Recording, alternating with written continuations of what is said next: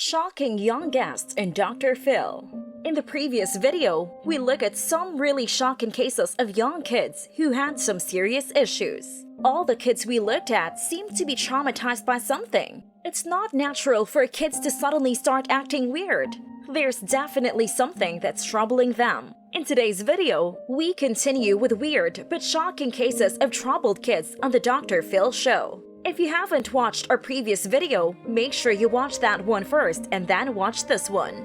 Anyway, without wasting any time, let's jump right into today's video.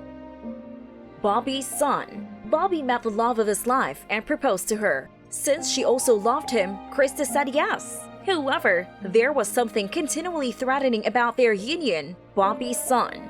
Bobby and his 4-year-old moved with Krista and her children, and Bobby's son started threatening her. He pushed her into the oven once, and when Krista warned him, he did it again. When he was 4, he set the bathroom trash on fire, and the entire bathroom went up in flames. When Bobby's son was 8, he tried to suffocate their neighbor's 2-year-old, and when he was 7, he attempted to drown Krista's daughter.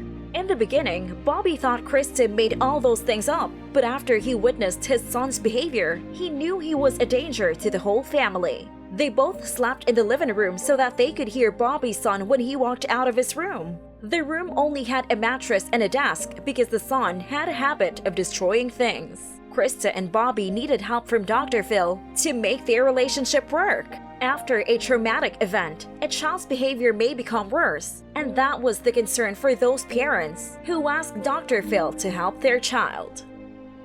11-year-old Marie. Here's a case of a young kid who never felt comfortable around other kids her age. It seems like this kid knew what was wrong with her. Marie didn't feel comfortable around children because she always felt like hurting them.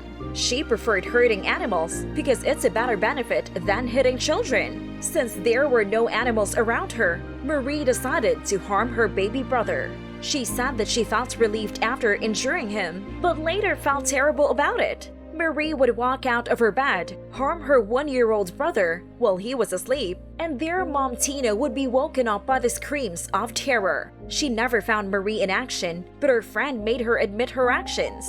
Marie's mother took her to the doctor for an evaluation after the shocking confession. She also went to the police and told her that if she didn't take Marie to the hospital, anything that would happen to her baby would be her fault. Marie also wrote a song, and for an 11-year-old, the lyrics were quite disturbing.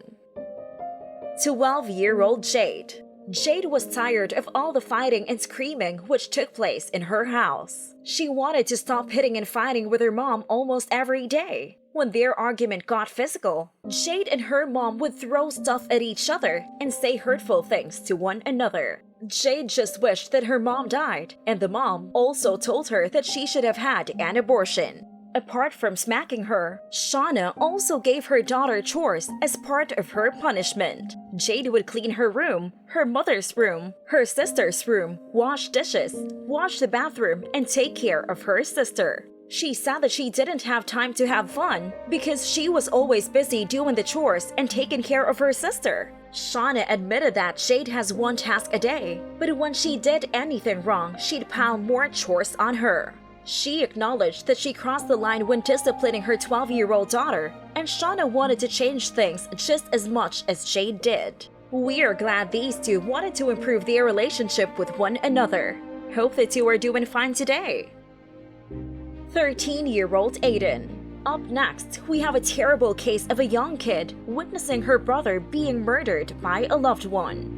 Aiden had recently lost his younger brother, and the event was fresh in his mind. He talked to Dr. Phil's producers and explained to them the traumatic day. Aiden's parents were away working, and their grandmother watched the children. She told Mason that she had a surprise for him in the bathroom, and Mason followed her. A couple of minutes later, Aiden heard screams coming from the bathroom, and he called his mother in fear, who told him to hide. While he was hiding behind the porch, Aiden saw his grandmother walk to the dining table covered in a towel. She picked a bottle of liquor on the table and walked out. He told the producers that his family needed to help him get over the traumatic event, which was already affecting him. If Aiden could write a script about his life, he'd write about his parents getting back together and living a happy life.